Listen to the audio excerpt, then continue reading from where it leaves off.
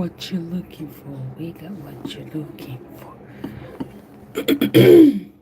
Hey, back to our book. Okay.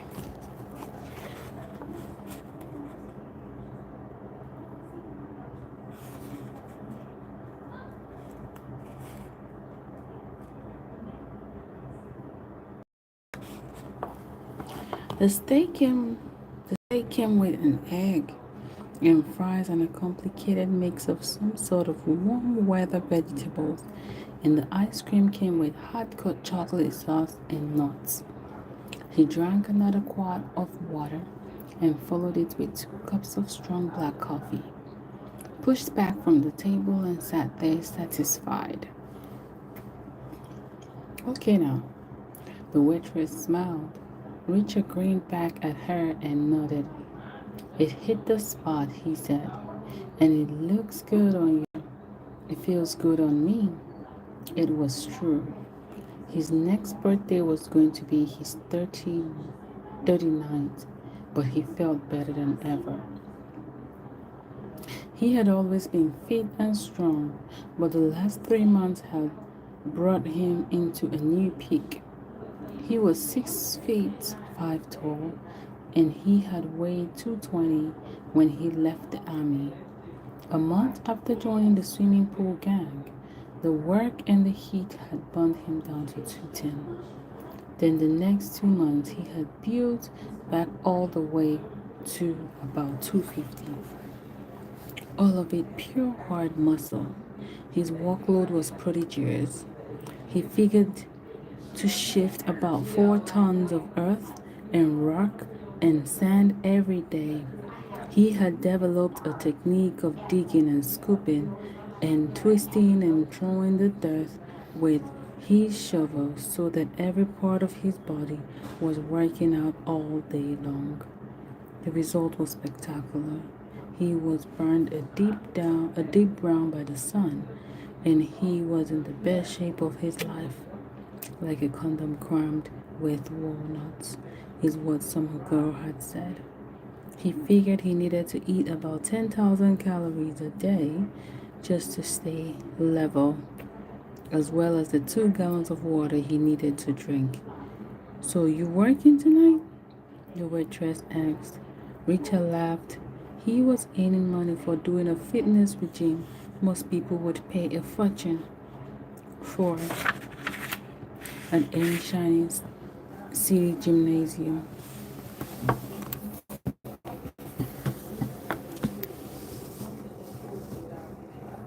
And now he was headed for his evening job, which was something else he got paid for, that most men would gladly do for free. He was the bouncer in the nude bar Costello had mentioned on the vow.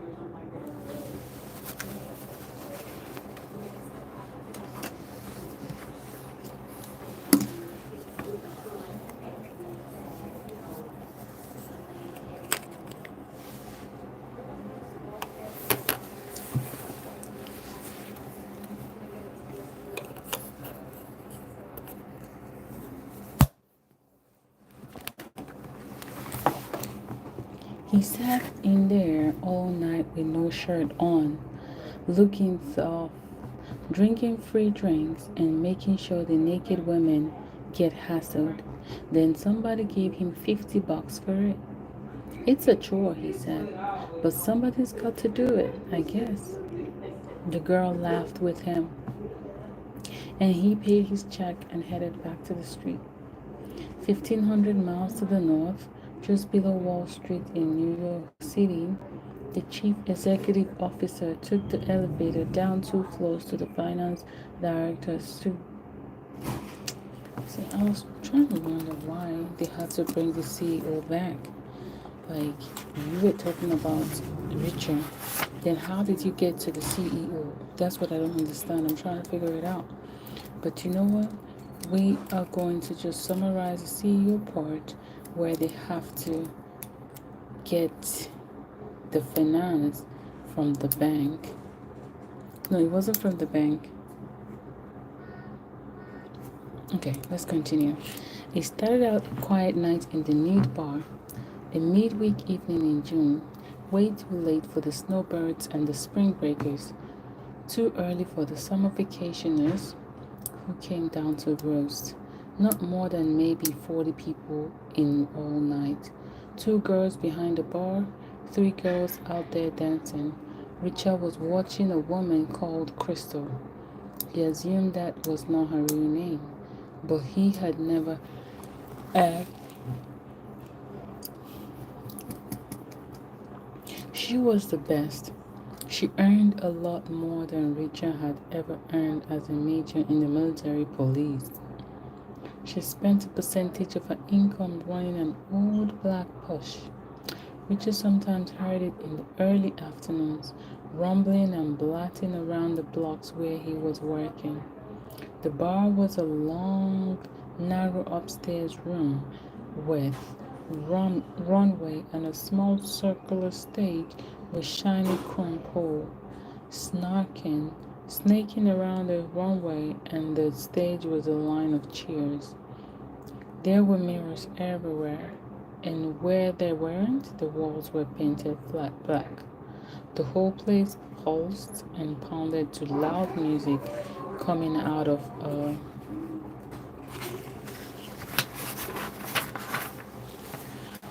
of a half dozen speakers, serious enough to drown out the roar of the air conditioning.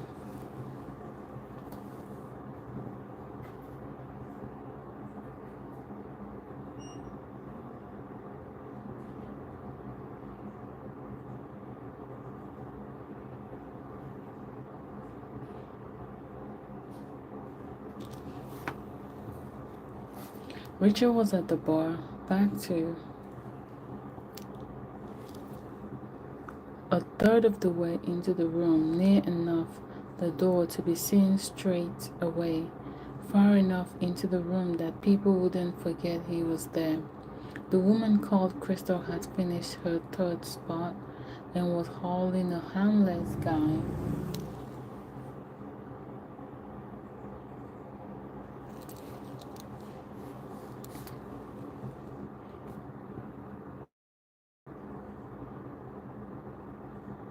Backstage for a 20-buck private show when Richard saw two men emerge at the top of the stairs. Strangers from the north, maybe 30 years old, bulky, pale, menacing. Northern tough guys in $1,000 suits and shine shoes. Down here in some kind of a big hurry, still dressed for their city office.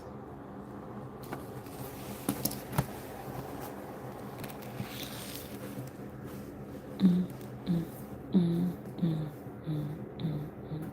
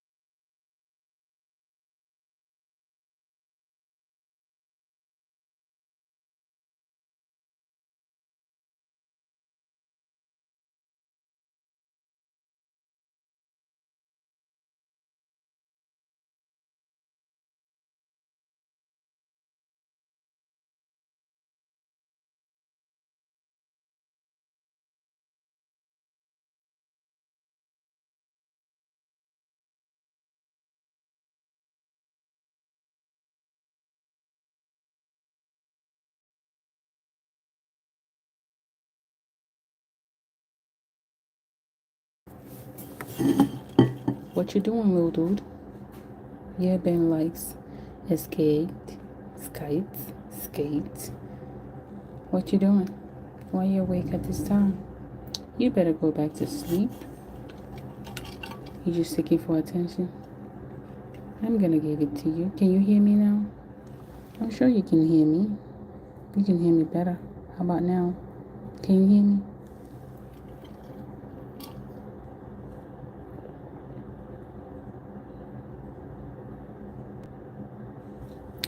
Ben likes skate. Can you hear me?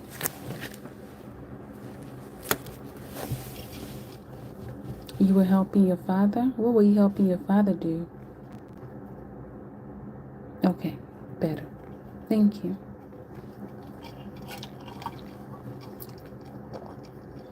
What were you helping your father do? And what time is it where you are?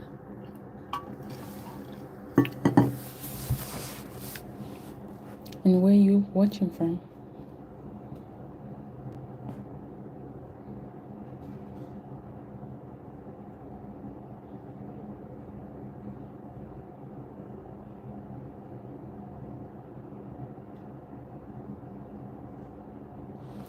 Okay, back to the book.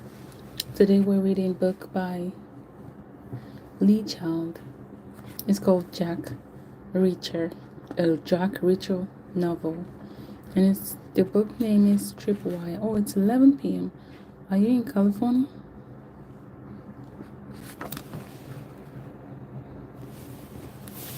Are you in the West Coast? Okay, let's go ahead. Maybe 30 years old, bulky, pale, menacing, northern tough guys in $1,000 suits and shiny shoes, down here in some kind of a big hurry, still dressed for their city office. The Spirit Song. Next. What's the book about? I haven't read that before. Can you just give me like a summary? Maybe a one-line summary? Down here in some kind of a big hurry, still dressed for the city office. They were standing at the desk arguing about a $3 cover charge. The girl at the desk glanced anxiously at Richard. He slid off his stool, walked over. Problem, guys? He asked. He had used what he called his college kid walk. He had noticed that college boys walk with a curious, tensed-up, limping motion, especially on the bench, especially on the beach, in their shorts, as if they were so tremendously muscle-bound they couldn't quite make their limbs operate in a normal way. He thought it made 130-pound teenagers look pretty comical, but he had learned it made a 250-pound, 6'5" guy look pretty scary. The college kid walk was a tool of his new trade, a tool that worked. Suddenly, the two guys in their $1,000.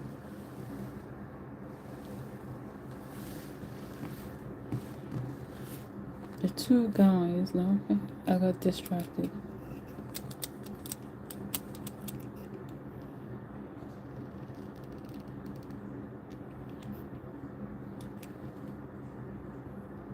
The two guys in their $1,000 suits looked reasonably impressed by it. Problem, he asked. Again. That one word was usually enough. Most guys back off at that point, but these two didn't. Up close, he felt something coming off them. Some kind of a blend of menace and confidence.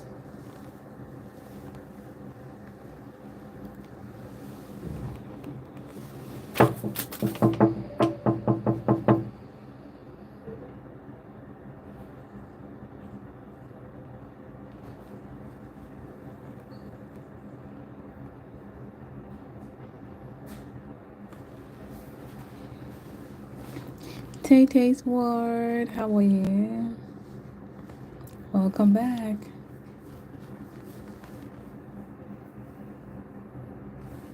Welcome back, Tay-Tay. How's your day going?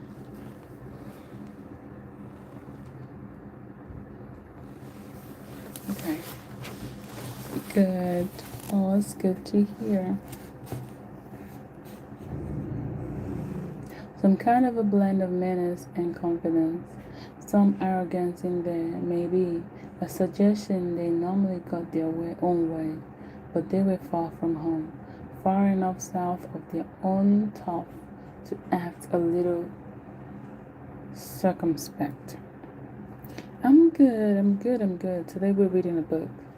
The book is by Liz Child, and the name of the book is Jack Reacher. And it's the Jack Reacher novel, and the name of the book is Tripwire.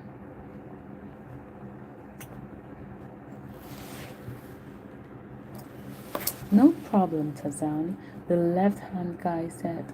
Reacher smiled. He had been called a lot of things, but that was a new one. $3 to come in, he said, or it's free to go back downstairs. We just want to speak with somebody, the right-hand guy said.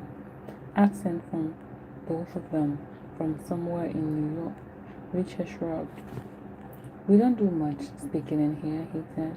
Music's too loud. What's your name? The left-hand guy asked. Richard smiled again. Tazan, he said. We're looking for a guy called Richard. The guy said back. Jack Reacher. You know him. Reacher shook his head. Never heard of him. He said, so we need to talk to the girls. The guy said, we were told they might know him. Richard shook his head again. They don't, he said. The right-hand guy was looking past Richard's shoulder into the long, narrow room. He was glancing at the girls behind the bar. He was figuring Richard for the only security on duty. Okay, Tazan, step aside, he said. We're coming in now. Can you read? Richard asked him. Big words and all. He pointed up at a sign hanging above the desk. Big day glow letters on the blue black background. It read, Management reserves right to refuse admission. I'm management, Richard said. I'm refusing your admission. The guy glanced between the sign and Richard's face. You want a translator?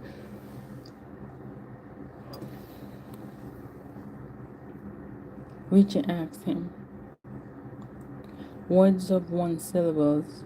It means I'm the boss and you can come in. Save it, Tazan, the guy said. Richard let him get level, shoulder to shoulder on his way past.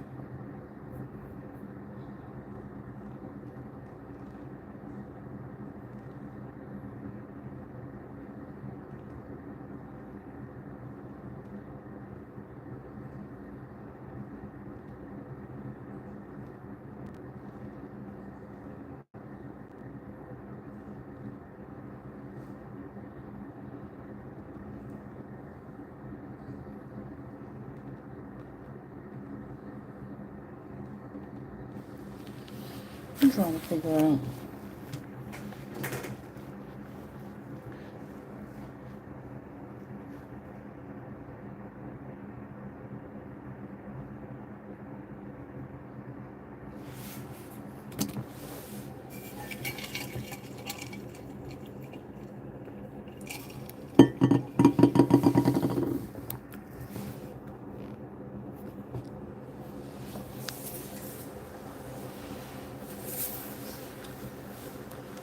Yes, Tay, I am sleepy. You got it.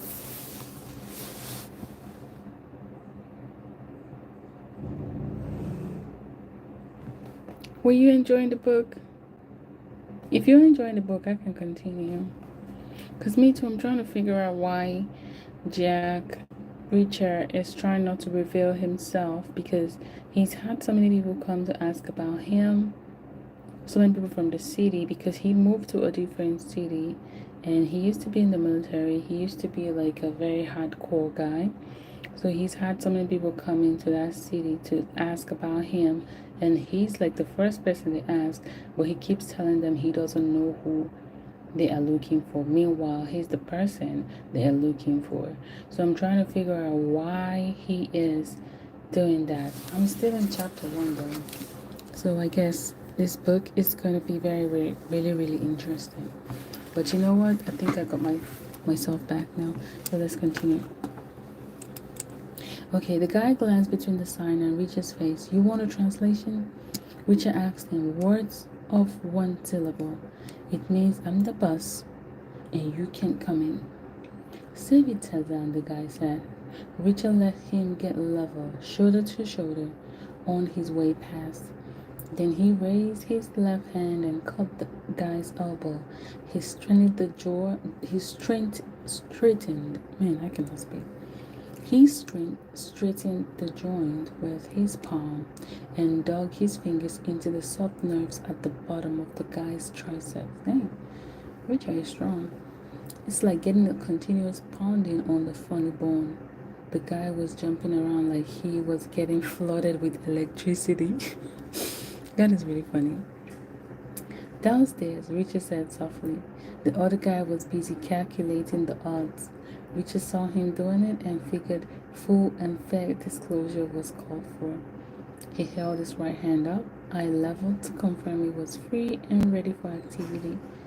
It was a huge hand, brown, callous from the shovel handle, and the guy got the message. He shrugged and started down the stairs. Richard straight armed his pal after him. We'll see you again, the guy said. Bring all your friends, Richard called down. $3 each to get in.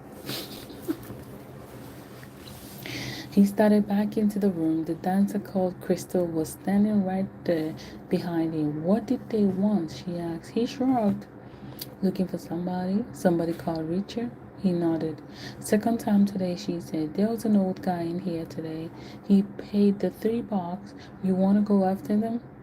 Check them out. He hesitated. He swept his shirt off the bar stool and handed it to him. Go for it, she said. We're okay in here for a spell. Quiet night. He took the shirt, pulled the sleeves right side out. Thanks, Crystal, he said. You put the shirt on and buttoned it. Headed for the stairs. You're welcome, Richard, she called after him. He spun around, but she was already walking back towards the stage. He looked blankly at the desk girl and headed down to the street. Wait, hold on. So Crystal knows his name is Richard. So how come she told him they were looking for him? No, he told her they were looking for him. And she did not say, oh, but you are Richard. Why don't you want to answer them? That is quite strange. Let's keep going. Yes, Tay, I'm wearing makeup. Well, I'm wearing eyeshadow and some blush. Let's see. Just a little bit blush. And some lipstick. It was really like nothing major. Okay, let's go ahead.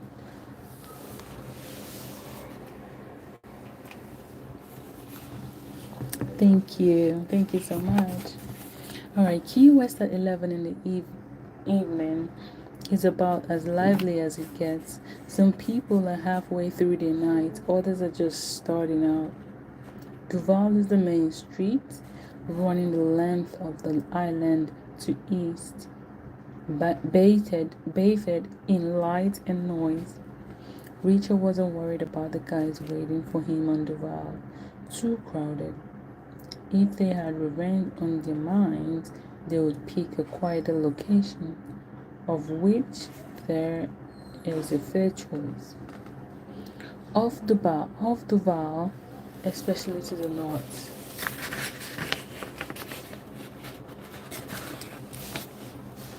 It gets quiet quickly. The town is miniature. The blocks are tiny. A short stroll takes you 20 blocks up into what Richard thought of it thought of as the suburbs, where he dug pools into the tiny yards behind the small houses. The street lightning gets haphazard, haphazard, and the bar noise fades into the heavy buzz of nighttime insects. The smell of beer and smoke is replaced by the heavy stink of tropical plants blooming and rotting in the garden.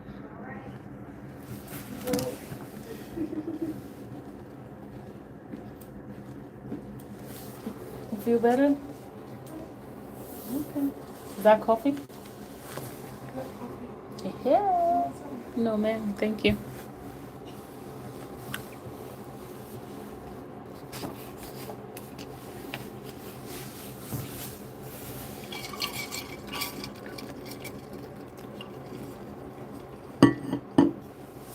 He walked the sort of spiral through the darkness.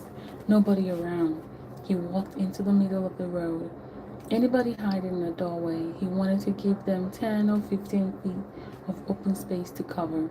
He wasn't worried about getting shot at. The guys had no guns. Their suits proved it. Too tight to conceal weapons, and the suit meant they would come south in a hurry. Flown down, no easy way to get on a plane with a gun in your pocket. He gave it up after a mile or so. A tiny town, but still big enough for a couple of guys to lose themselves in. He turned left around along. I think this is where he's going to find out why they're actually looking for him. This is where he's going to reveal himself to these folks that he is Richard. So listen along, okay? He turned left around along the edge of the graveyard and headed back toward the north. There was a guy on the sidewalk against a chain link fence, sprawled out and inert. Not an unusual sight in Key West, but there was something wrong and something familiar. The wrong thing was the guy's arms. It was strapped under his body. The shoulder nerves would be stricken hard enough to cut through. However drunk or stoned the guy was, the familiar thing was the pale gleam of an old beige jacket. The top half of the guy was light. Oh, it's almost 3 o'clock. Okay.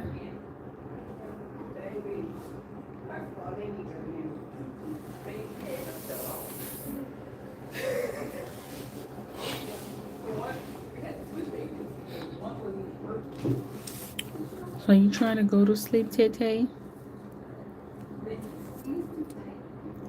The shoulder nerves would be shrieking hard enough to cut through however drunk or stoned the guy was. The familiar thing was the pale gleam of an old beige jacket. The top half of the guy was light. The bottom half was dark. Beige jacket, gray pants. Richard paused and glanced around, stepped near, crouched down. It was Costello. Oh my God. I don't know if you guys, okay, you weren't here when I read about Costello. Costello was the first person who came to ask about Jack Reacher. And now, with these other two men with the suit, I guess they're all conniving together to find out Jack Reacher. But Jack Reacher right now is trying to find out why they are looking for him.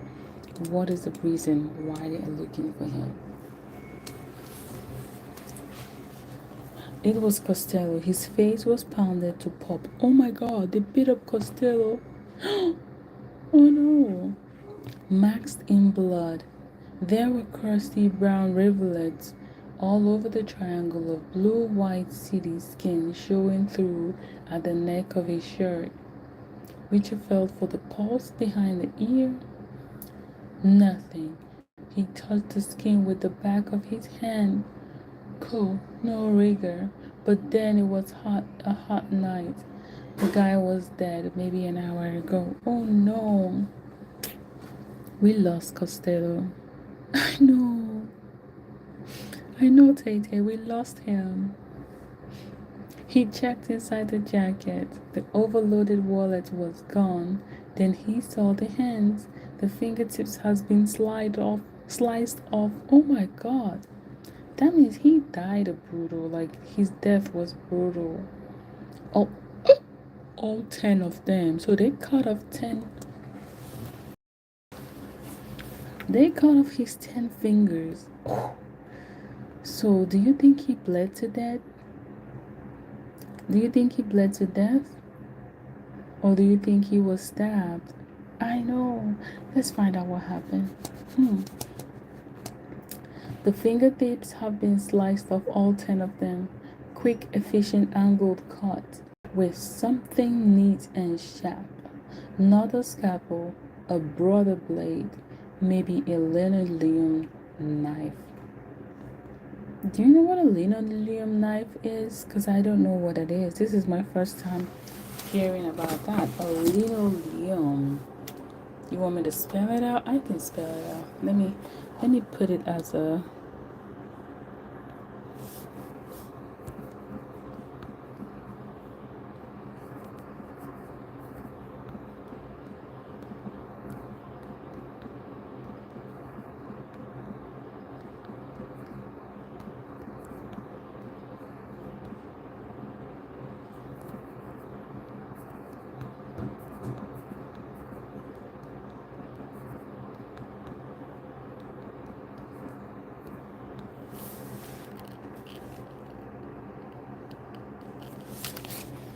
I don't either. I want to know.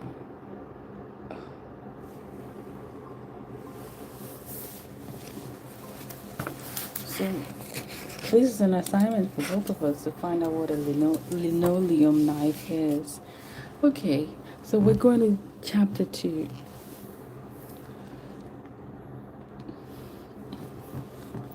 It's my fault, Rita said. Crystal shook her head. You didn't kill the guy, she said. Then she looked up at him sharply. Did you? I got him killed, Richard said. Is there a difference?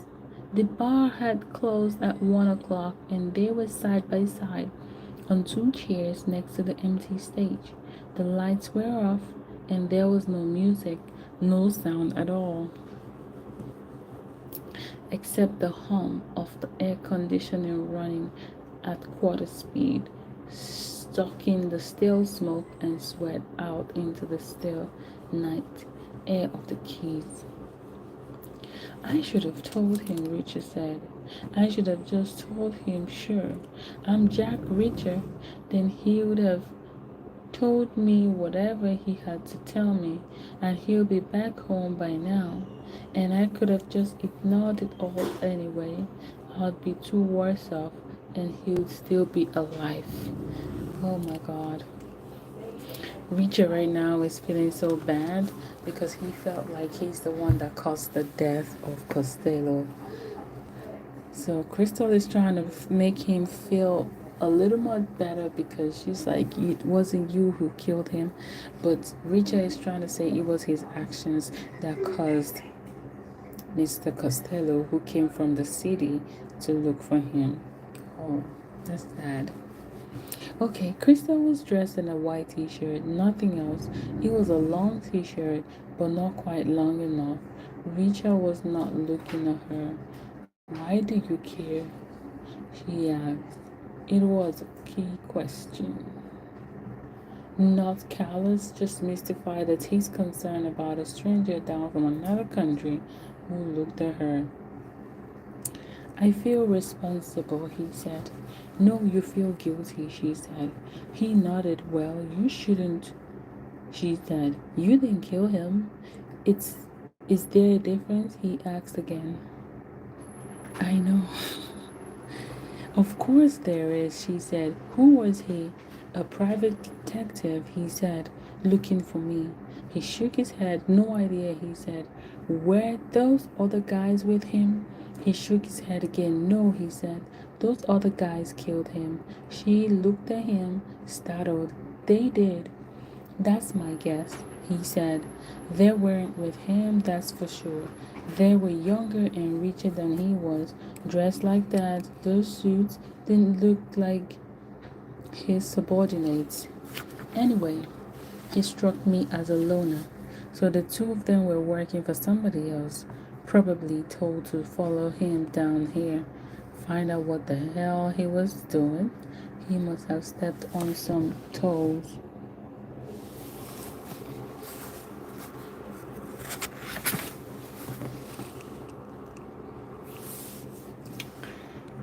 He must have stepped on some toes up north, giving somebody a problem. So he was still down here. They caught up with him, bit out of him who was looking for.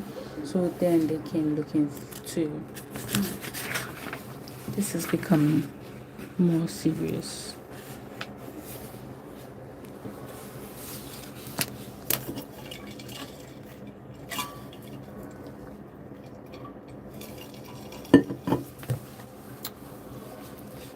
They killed him to get your name. Looks that way, he said. Are you going to tell the cops? Yes, Polka, I'm still awake. How are you? Good to have you here. We're reading a book by Lee Child, and the name of this novel is Tripwire. It's a Jack Reacher novel. I guess it's so many, because this one is, let me see. It just says a Jack Reacher novel, so I guess there are so many books that come with it. Alright, let's continue. Because Tete is enjoying this book. And likewise me too, I'm enjoying the book. So Pauka, listen and listen good, okay?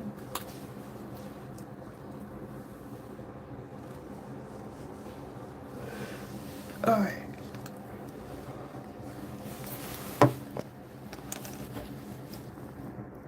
Another case question involving the cops with anything was a matter for long and serious debate. He shook his head for the third time. No, he said. They'll trace him. Then they'll be looking for you too.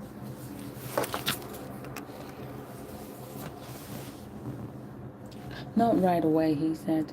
There's no ID on the body and no fingerprints either. So I know, Pauka, you're wondering why the guy has no fingerprints, because they chopped off his 10 fingers, so he doesn't have fingerprints. So they cannot even ID him, because whoever murdered him took his ID, his wallet. The only reason why Jack Reacher could identify him was because earlier he came to the bar to look for Jack Reacher. He asked him, do you know who Jack Reacher is? And Jack Reacher did not reveal that he was Jack Reacher. So, but they had a conversation, and there was when Jack Reacher found out that the guy is a private detective. But he didn't want to expose himself because he moved to this small part of the state so that he can be invisible and anonymous. Okay. So let's go ahead. So I just filled you in for you to understand, okay? Okay. They'll trace him, then they'll be looking for you. Not right away, he said. I know, it's a crazy book. I wish you guys can lay your hands on it, because I'm really enjoying this. That's why I want you guys to enjoy it too with me. Okay. They'll trace him, then they'll be looking for you too. Not right away, he said. There's no ID on the body and no fingerprints either. Could be weeks before they even find out who he was. So what are you going to do? I'm going to find Mrs. Jacob, he said. The client? She's looking for me. You know her. No, but I want to find her. Why? He shrugged. I need to know what's going on, he said. Why? She asked again. He stood up and looked at her in a mirror on the wall. He was suddenly very restless, suddenly more than ready to get right back to reality. You know why? He said to her. The guy was killed because of something to do with me. So that makes me involved. Okay. She stretched a long bare leg onto the chair he had just vacated, pondered his feeling of involvement like it was some kind of an obscure hobby, legitimate but strange, like folk dancing. Okay, so how? She asked. I'll go to his office, he said. Maybe he had a secretary. At least there'll be records there, phone numbers, addresses, client agreements. This Miss Jacob was probably his latest case. She'll probably be top of the pile. So where's his office? I don't know. He said, New York or somewhere. According to the way he sounded, I know his name. I know he was an ex-cop called Costello, about 60 years old. Can't be too hard to find. He was an ex-cop? She asked. Why? Most private dicks are, right? He said. They retire early and poor. They hang out a shingle. They set up a one-man band, divorce and missing persons. And that thing about my bank, he knew all the details. No way to do that, except through a favor from an old buddy still on the job. She smiled, slightly interested, stepped over and joined him near the bar, stood next to him, closed her hip against his thigh. How do you know all this complicated stuff?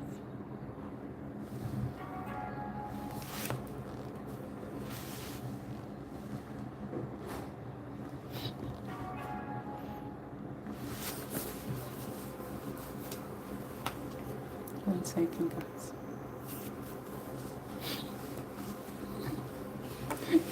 I have somebody calling me.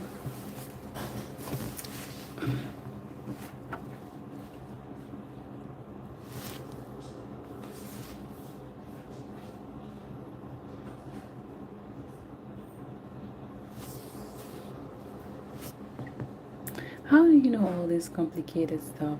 He listened to the rush of the air through the extractors. I was an investigator myself, he said. Military police, 13 years. I was pretty good at it. I'm not just a pretty face. You're not even a pretty face, she said back. Don't flatter yourself. When do you start? He looked around in the darkness. Right now, I guess, certain to be an early flight out of Miami. She smiled again, this time wearily.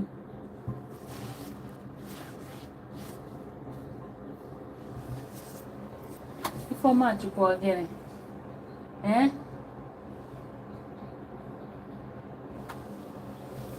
Oh God.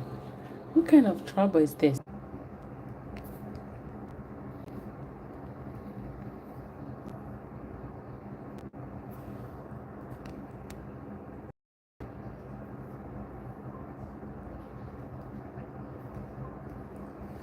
Uh-oh, I don't know what happened.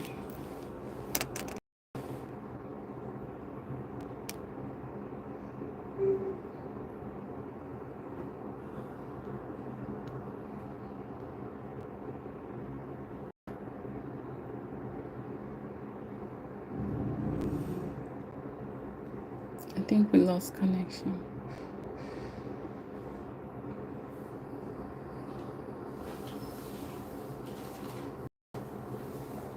Oh boy. I think we lost connection. I'm trying to get back. Mom.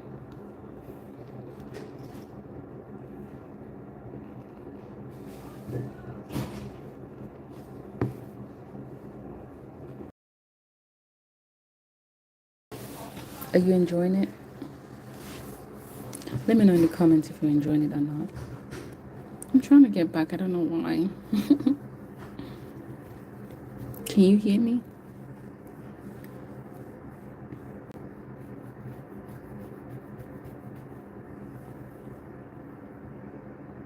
Oh, you hear me? Oh, interesting.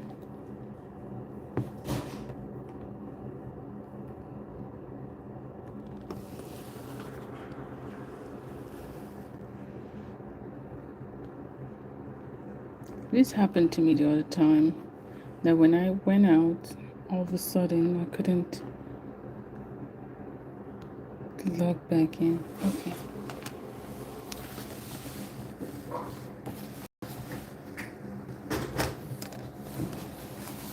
Let me get this out.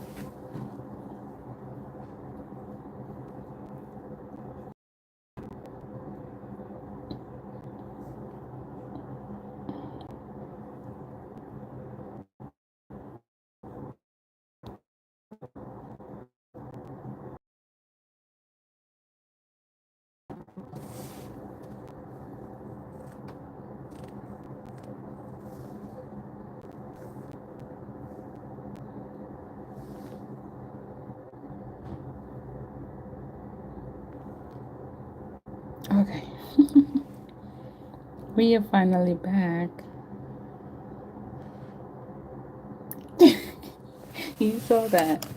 Okay. Let's get back. Where did we stop? We stopped about how he was going to get to the airport to leave for Miami, right? Okay. And how are you going to get to Miami? He asked. This time of night? He smiled back at her confidently. You're going to drive me? He said. Oh my God. He wants, he wants her to drive him to Miami. Mm-hmm. Do I have time to get dressed? Just shoes, he said. He walked her around to the garage where her old Porsche was hidden. He rolled the door open and she slid into the car and fired it up. She drove him the half-mile north to his motel, taking it slowly, waiting until the oil warmed through. The big tires banged on broken pavement and thumped into potholes. She eased to a stop opposite his neon lobby and waited, the motor running fast against a choke. He opened his door and then he closed it again gently. Let's just go, he said. Nothing in there I want to take with me. She nodded in the glow from the dash. Okay, buckle up, she said.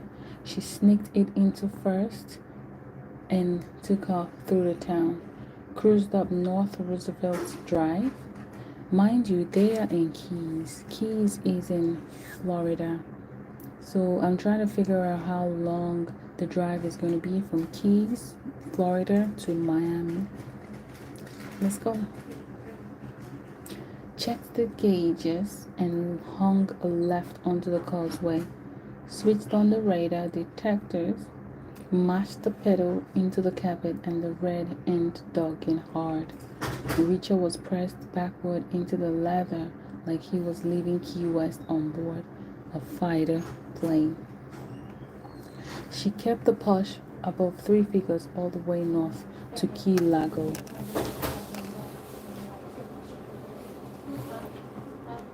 Richard was enjoying the ride. She was a great driver.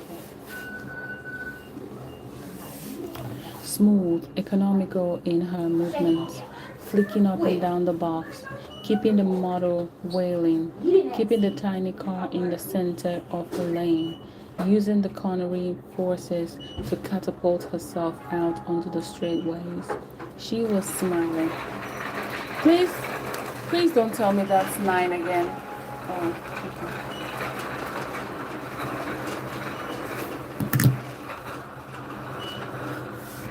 Alright, guys, I'll be right back. Don't go anywhere, okay? Don't go anywhere. I'll be right back.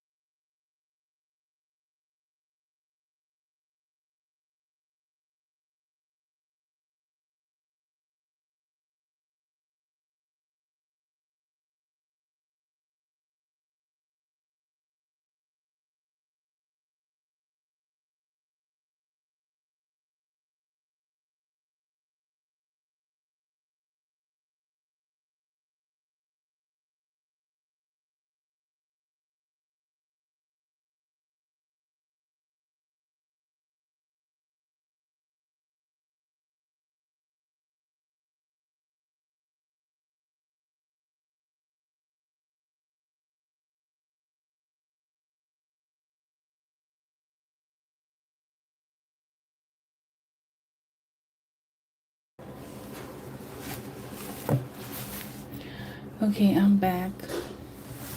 Who missed me?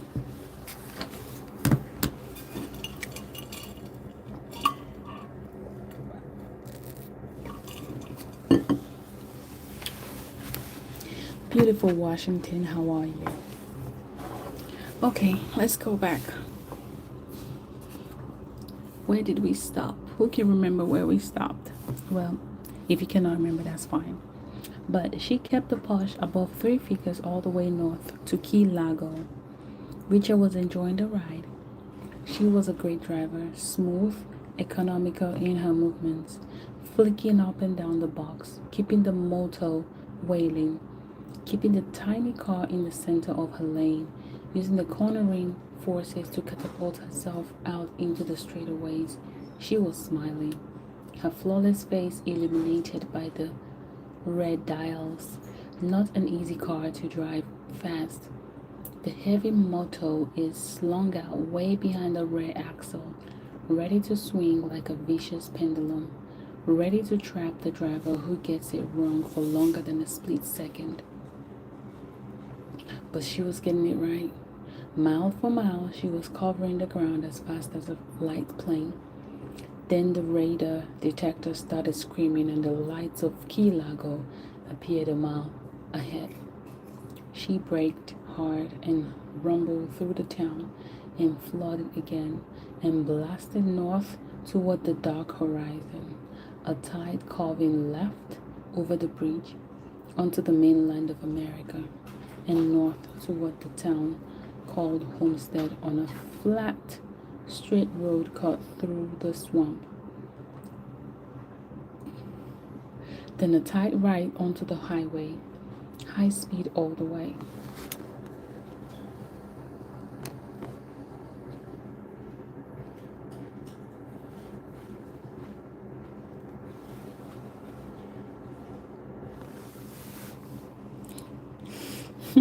Thank you, Paul Carr.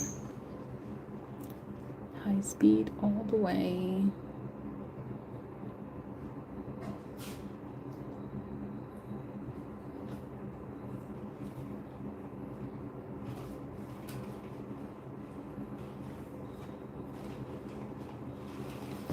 Okay, the radar detectors are maximum and they were at Miami departures just before 5 o'clock. Hold on. How did they get to Miami so fast? From Key West. How long is Key West to Miami? How long is the drive? Because who can remember what time she said? Let me go back because I think I missed that. Because I want to see what time it was. She said right now.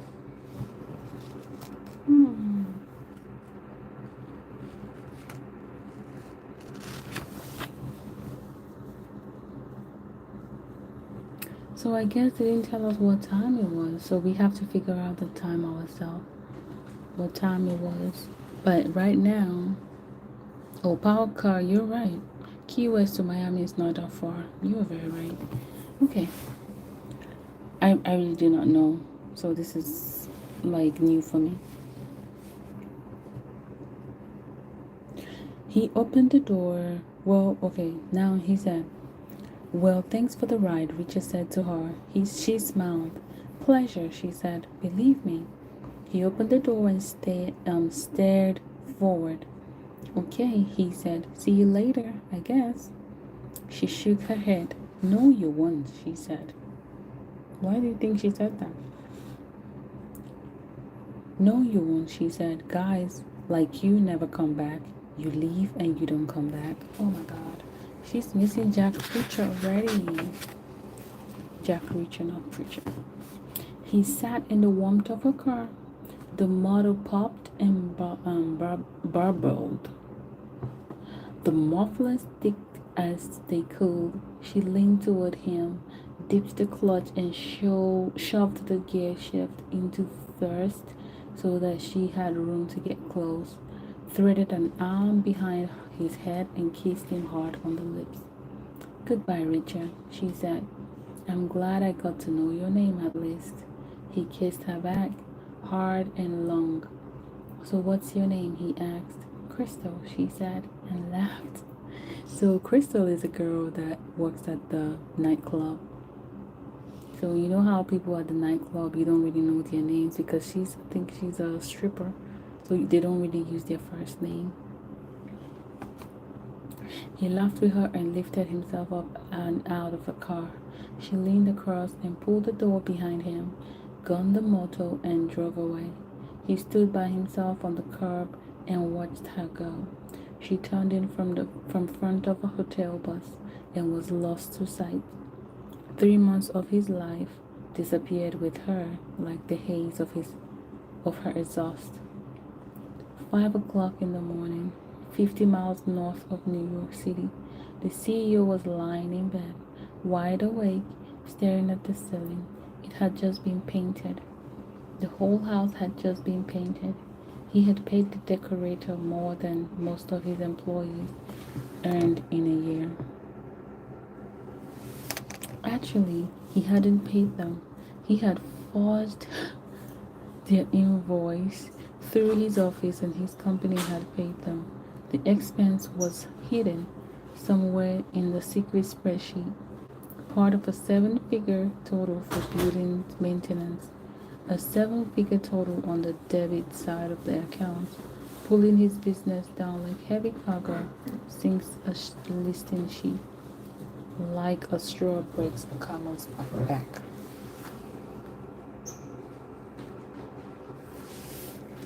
His name was Chester Stone. His father's name had been Chester Stone, and his grandfather's. His grandfather had established the business back when a spreadsheet was called a ledger and written by hand with a pen. His grandfather's ledger had been heavy on the credit side. He had been a clockmaker who spotted the coming appeal of the cinema very early. He had used his expertise with gear wheels and intricate little mechanisms to build a projector.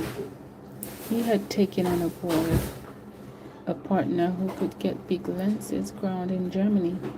Together they had dominated the market and made a fortune.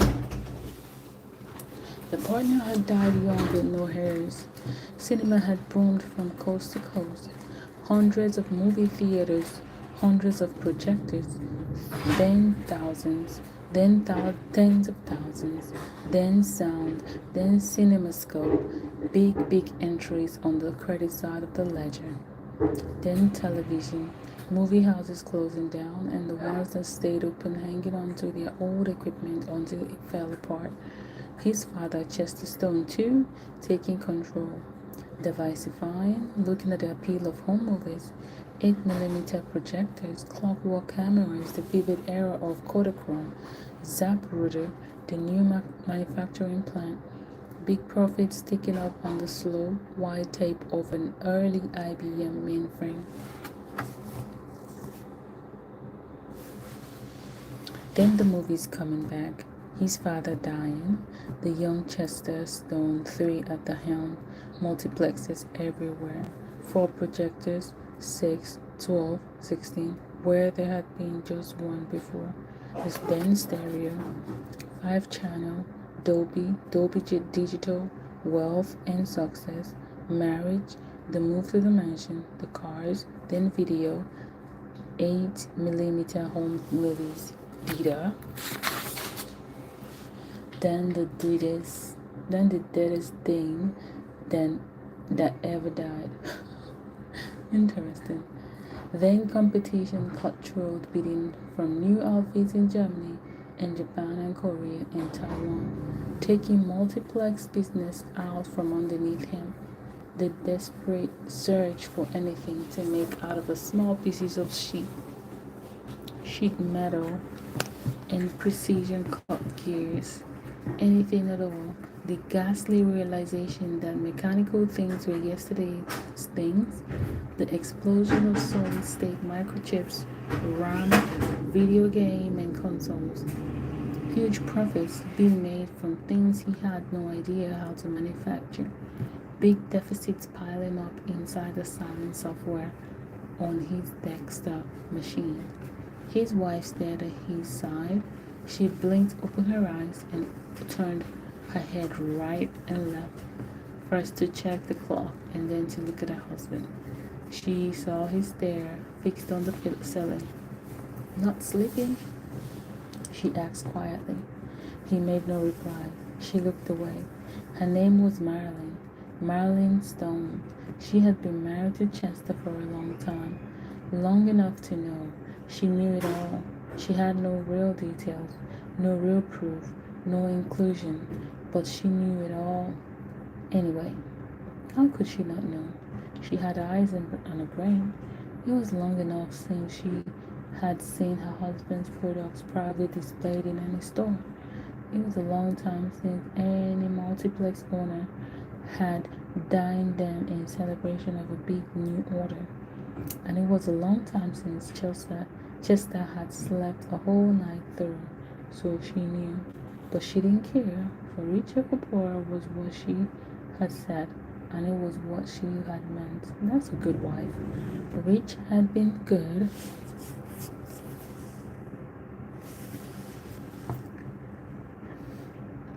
Rich had been good, but poor could be good too. Not that they would ever be poor.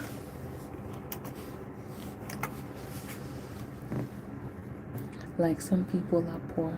Sell the damn house, liquidate the whole sorry mess, and they would still be way more comfortable than she had ever expected to be. You know, that's how rich I want to be. That even though you see things crumbling, like you don't even feel it because you still have some in reserve, right? They were still young. Well, not young, but not old either. Healthy. They had interest. They had each other. Chester was worth having. Get gray, but still trim and firm and vigorous. She loved him. He loved her. And she was still worth having. She knew that 40 something, but 29 in her head. Still slim, still blonde, still exciting. Adventurous, still worth having in any old sense of the phrase. It was all going to be okay. Marilyn Stone breathed deeply and rolled over, pressed herself onto the mattress, fell back to sleep.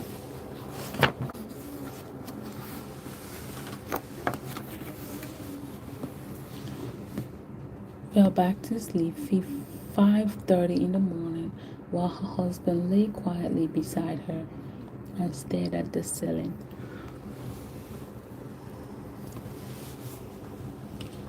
Richard stood inside the departures terminal, breathing in kind air, his tan turning yellow in the fluorescence, listening to a dozen conversations in Spanish, checking the television monitor.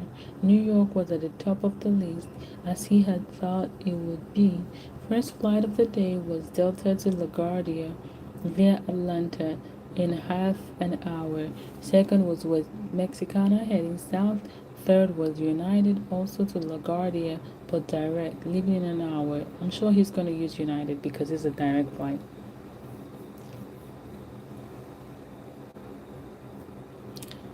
He headed to United's ticket desk, asked about the price of a one-way coach, nodded and walked away. He walked to the bathroom and stood in front of the mirror, pulled his cash roll from his pocket, and assembled the price he had just been quoted from the smallest bills he had. Then he buttoned his shirt all the way up and smoothed his hair down with his palm, walked back out and over to the Delta counter. But how did he go to Delta Con? I thought he was going to use United. Oh, I get. He is shopping around at this time. The ticket price was the same as United's. He knew it would be. It always is. Somehow, he counted the money out, ones and tens and fives, and the counter girl took it all and straightened the bills and shuffled them into denominations. Your name, sir? She asked. Truman, Richard said, like the bike.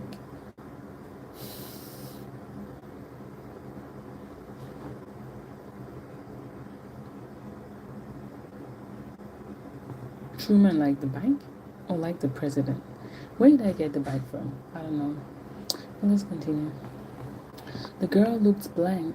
She was probably born overseas during Nixon's final days, maybe during Carter's first year. Richard didn't care. He had been born overseas at the start of Kennedy's term. He wasn't about to say anything. Truman was ancient history to him, too. The girl typed the name into her console and the ticket printed out. She put it in a folder with a red and blue world as it is.